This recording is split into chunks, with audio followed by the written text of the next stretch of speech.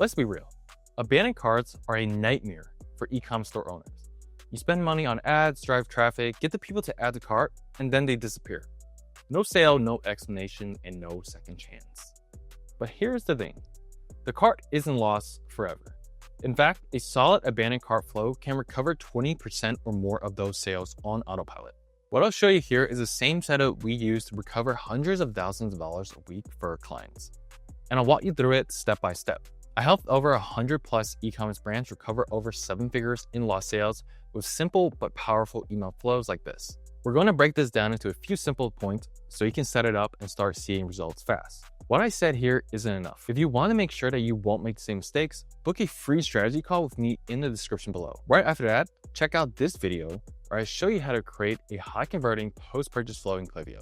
All right, so let's get straight into this. I'm going to show you exactly how to build an abandoned cart flow that actually recovers sales, not just sending annoying reminder emails that get ignored. The number one reason why most abandoned carts don't work. Here's what I see all the time. Brands set up a basic abandoned cart flow, send 3 generic you forgot emails, and wonder why they're only recovering so little of their sales. The biggest mistake, they're not addressing why people abandon in the first place. If you just take some time to think about it, someone added their product to their cart but didn't buy. There always is a reason.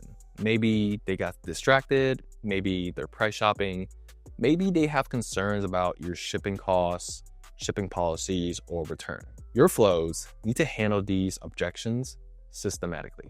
And also, most flows fail because they're just reminders, not persuasion sequences. So in this video, I'm going to show you how to fix that. How to set up the flow inside Klaviyo live walkthrough. So let me show you the exact setup inside Klaviyo.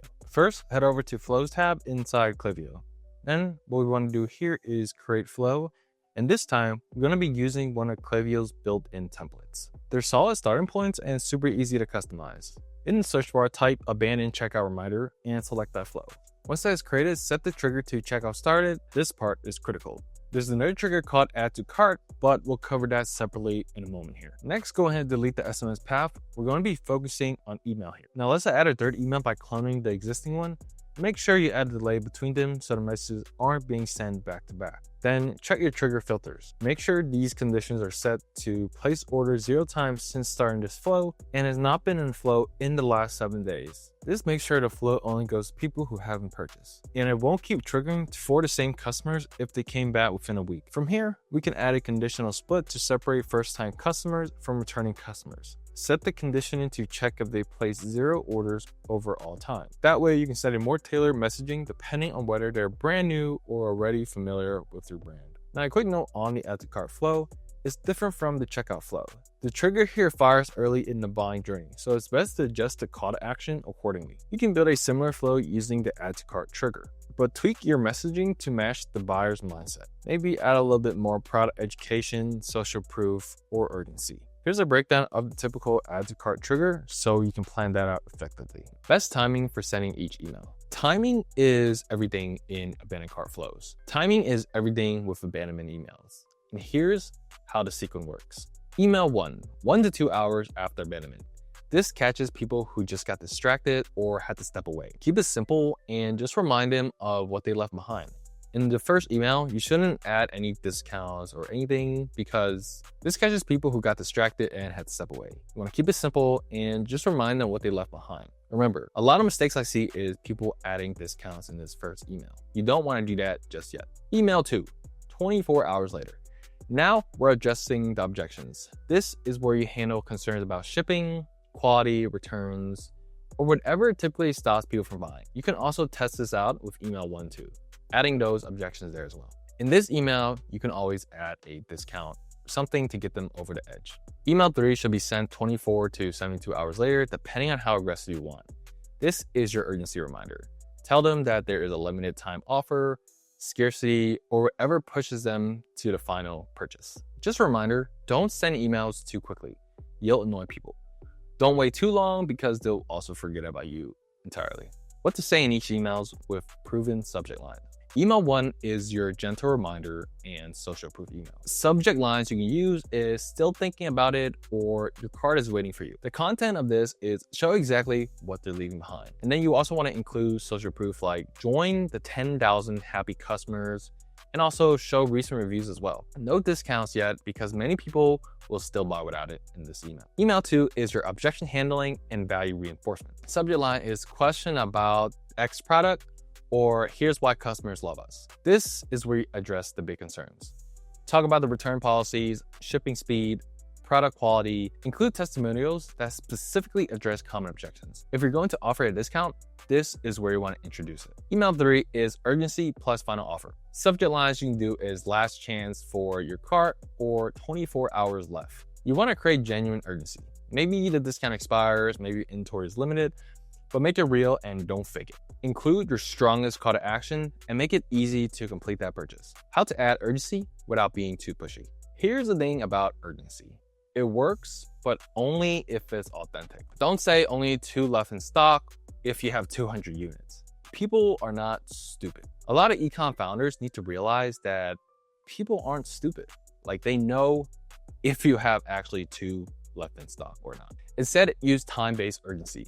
Your cart is reserved for 24 hours or this discount expires in 48 hours. That's real and it motivates action.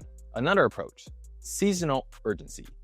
Order by Friday for weekend delivery or last chance before the holiday rush. This is something you can use for Christmas or Black Friday, Cyber Monday, or even New Year's. And for the customers, it actually feels helpful because they know that if they do not order by this date, they will not receive it for that holiday. Again, we want to bring value and just be helpful to the customers. We don't want to manipulate them into purchasing. Smart segments you should be using. Most people send the abandoned cart flow to everyone, and that's a mistake. Here are the segments you should create. First-time visitors versus returning customers. Returning customers need less convincing about your brand, more about the specific product. High-value carts versus low-value carts. Someone abandoning a $200 cart needs different treatment than someone abandoning a $20 cart. Geographic segments. If you have different shipping policies or costs based on regions, address that specifically. The hidden trick that increases click-through rate. Here's something most people don't know. The view cart button isn't always the best call to action. We tested complete your order versus view cart versus continue shopping and found that complete your order performed 23% better. And the reason for that is because it was more specific about what you want them to do. Also, use multiple call to actions in each email. One at the top, one at the middle, one at the bottom. We don't want to make people scroll back up just to find a button. And a reminder is to make sure to include product images that are clickable. Sometimes people click on a product image instead of the button, which works just as well. So you want to make sure both are working. Real example of a flow that recovered $8,700 in 30 days. Let me share a quick client example. We had a client selling outdoor gear. Average order value about $85.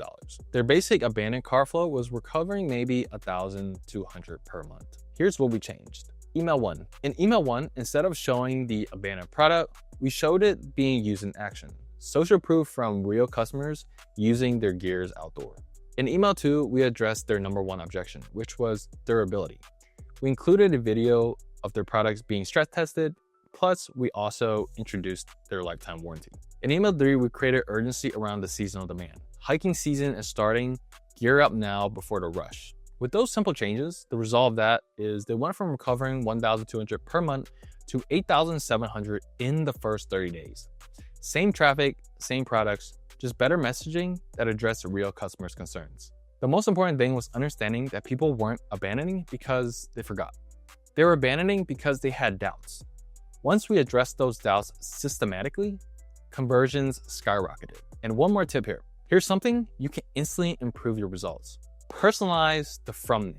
Instead of sending from support@gymshark.com or no reply at gymshark.com, send from Sarah@gymshark.com or not.com. Here's something that can instantly improve your results. Personalize the from name. Instead of sending from no reply at fashionnova.com, send from Sarah@fashionnova or even just the founder's name. We tested this with multiple clients and saw 15-30% higher open rates. And the reason for that is what I said earlier. People connect with people.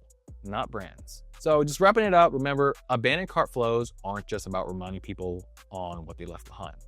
They're about systematically addressing the reasons people didn't want to buy in the first place. Done right, you can recover 15 to 25% of your abandoned carts. And if you're not hitting those numbers, you're leaving serious revenue on the table.